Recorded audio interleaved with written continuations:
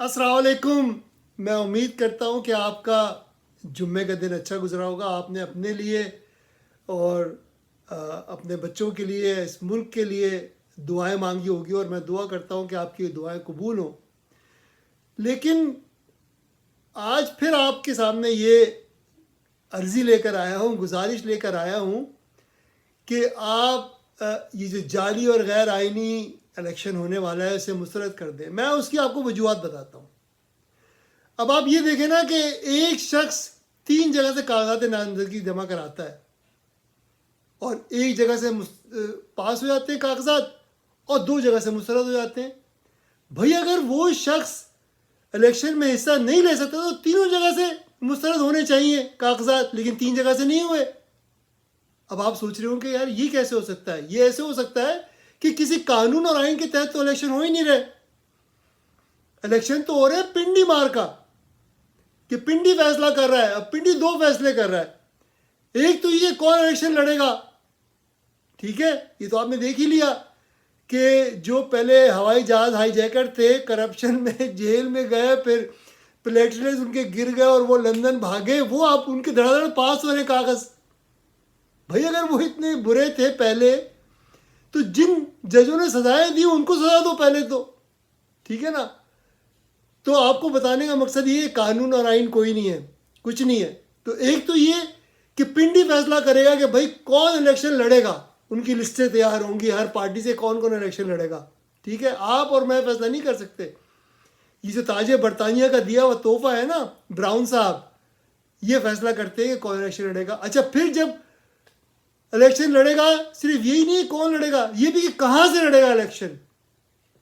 इसलिए अगर आपने 3 जगह से कागजात नामजदगी जमा कराए तो 2 जगह मुस्तरद हो गए और 1 जगह पास हो गए, क्योंकि वहां से आपके हारने के काफ़ी चांसेस हैं, इसलिए वहां से पास हो गए। जहां से आपकी जीतने की उम्मीद थी वहां से कैंसिल हो गए, मुस्तरद हो गए। ये हाल है इस मुल्क का। और हमारे जो जमहूरियत के नशे में मदहोश दानिश्वर हैं वो कह रहे हैं कि बहुत कुछ अच्छाई होने वाली है इस जाली इलेक्शन के बाद, और अवाम के जी वोट से कोई पार्लियामान बनने वाली है, हुकूमत बनने वाली है। झूठ है, सरासर सरासर झूठ है। ये पिंडी मार का जाली इलेक्शन है, इंजीनियर्ड इलेक्शन है। इससे के बाद सिर्फ तारीखियां ही तारीखियां हैं। लेकिन आपका दबाव इतना है इन पे, इतना दबाव है आपका कि आज ही या कल सेनेट में 15 आदमी जो पिंडी के भेजे हुए, ये आपको पता ना, पिंडी हर जगह भेजता है अपने बंदे, पिंडी के भेजे हुए चेयरमैन सेनेट और 15 सेनेटर्स ने 100 में से 15 यानी कि 85 वहां मौजूद नहीं थे, 85%, 15 सेनेटर ने करारदाद पास कर दी कि भाई 8 फरवरी को इलेक्शन ना करें। क्यों? सर्दी बहुत है, सर्दी बहुत है जी। अस्तगफिरुल्लाह, किस किस्म के नाअहल नालायक लोग पिंडी ने तैयार किए हैं, क्योंकि पिंडी खुद भी नाअहल और नालायक है। सिर्फ बंदूक के जोर पे, बंदूक के जोर पे इस मुल्क पे काबिज है। ताजे बरतानिया की तरबियत याफ्ता, उनके छोड़े हुए, भाई आपको पता नहीं ताजे बरतानिया थी तो यही जर्नल, यही नौकरशाही, यही बड़े कारोबारी, यही 400 से ऐसे खानदान ताजे बरतानिया कब्जा रखवाने में शामिल थे। तो वो गोरा साहब गए, अब ये ब्राउन साहब जो छोड़ के गए ना, इनका कब्जा है इस मुल्क पे। तो ब्राउन साहब के जो लाडले हैं उन्होंने सेनेट में करारदाद पेश की कि जी 8 फरवरी को ना करें, बहुत सर्दी होगी। तो भाई आइन में लिख दें कि टेम्परेचर कितना होना चाहिए, सर्दी कितनी होनी चाहिए, धूप निकली हो ना निकली हो, लिख दें भाई सारे अपनी लवाजमात इसमें, क्योंकि आइन को तो आपने फॉलो ही नहीं करना। आपने तो वो करना है जो पिंडी आपको कहेगा,